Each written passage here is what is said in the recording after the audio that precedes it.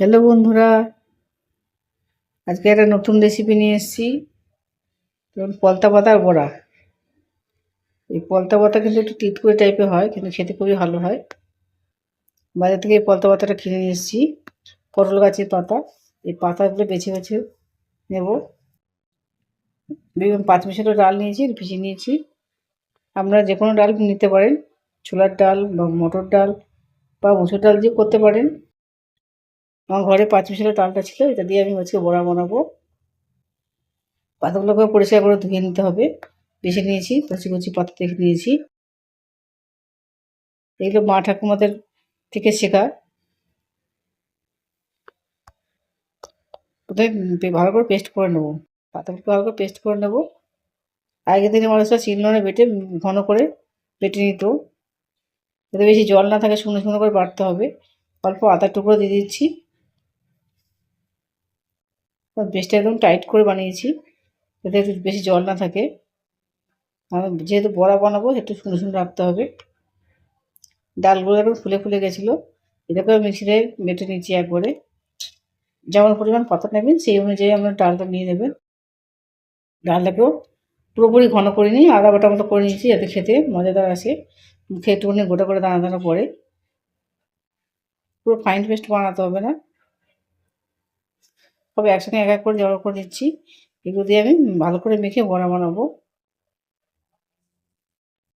অল্প একটু চাল গুঁড়ো দিয়ে দিচ্ছি, যাতে ভালো টাইট মতো এসে যায়, খাস্তা মতো হয়, যাতে খাস্তে এসে যায়। আর বড়াগুলো যাতে খাস্তা খাস্তা হয়, দিয়ে ভালো করে ব্যাটারটা ভালো করে মিশিয়ে নিচ্ছি আমি। সামান্য পরিমাণ নুন দিয়ে দেবো। বেশি নুন দেওয়ার দরকার নেই। সামান্য পরিমাণ কালো জিরা দিয়ে দিচ্ছি। এর মধ্যে আপনারা যদি পারেন হিং দিয়ে দিতে পারেন, কিন্তু আমি হিং দেবো না, হিং ছাড়াই রান্না করব। হিং ছাড়াও কিন্তু খেতে খুবই ভালো লাগবে। কিছুটা গোটা পোস্ত দিয়ে দেবো। পোস্ত যদি বাড়িতে না থাকে, আপনারা সামান্য সুজি দিতে পারেন। তবে পোস্ত দিতে খেলে খুবই মজাদার আসে, খেতে খুবই মুখের মধ্যে পড়বে যখন পোস্তটা, আমার খেতে খুবই ভালো লাগে। সর্ষের তেল দিয়ে বড়াগুলো ভেজে নেবো। ভালো করে মিশিয়ে নিয়েছিলাম। এবার পাতলা পাতলা করে চ্যাপটা চ্যাপটা করে দিয়ে দেবো। চ্যাপটা চ্যাপটা করে যদি দেন, তাহলে ভালো খাস্তার মতো তৈরি হবে।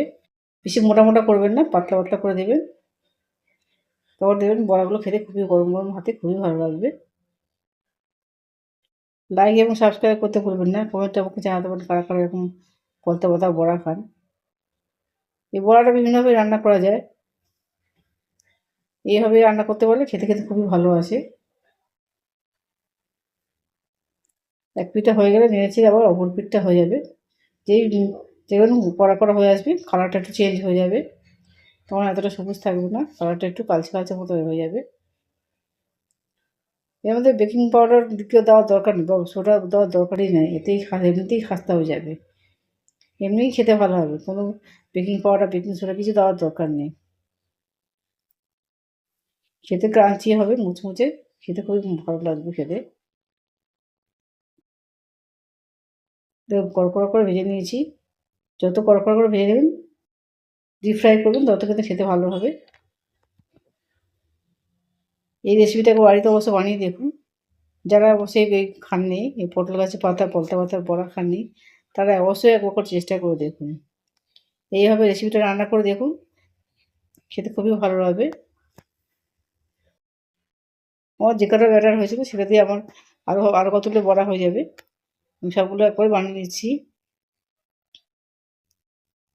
দুপুরবেলা গরম ভাতে ডাল দিয়ে যে এই বড়া দিয়ে খান, দেখবেন অনেকটাই ভাত খেয়ে নিতে পারবেন।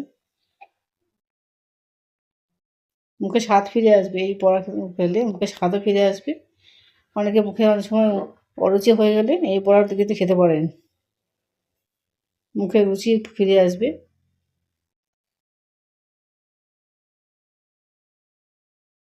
এই সময় পলতা পাতা কিন্তু বাজারে খুবই পাওয়া যাচ্ছে। মানে বাজার থেকে সহজেই পেয়ে যাবেন। বড়াগুলো সহজ, পাতা বড়া খাওয়ার জন্য পাতা অবশ্যই পেয়ে যাবেন। আর যাদের গ্রামে থাকে, তারা চাষের মাঠেও পেয়ে যাবেন।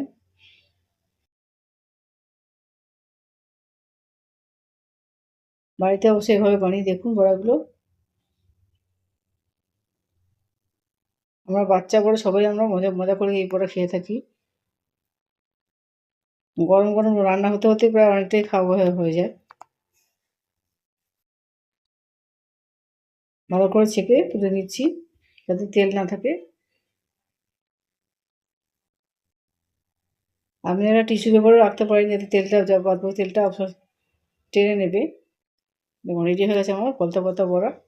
গরম গরম পরিবেশন করে সবাইকে খাইয়ে দেখুন।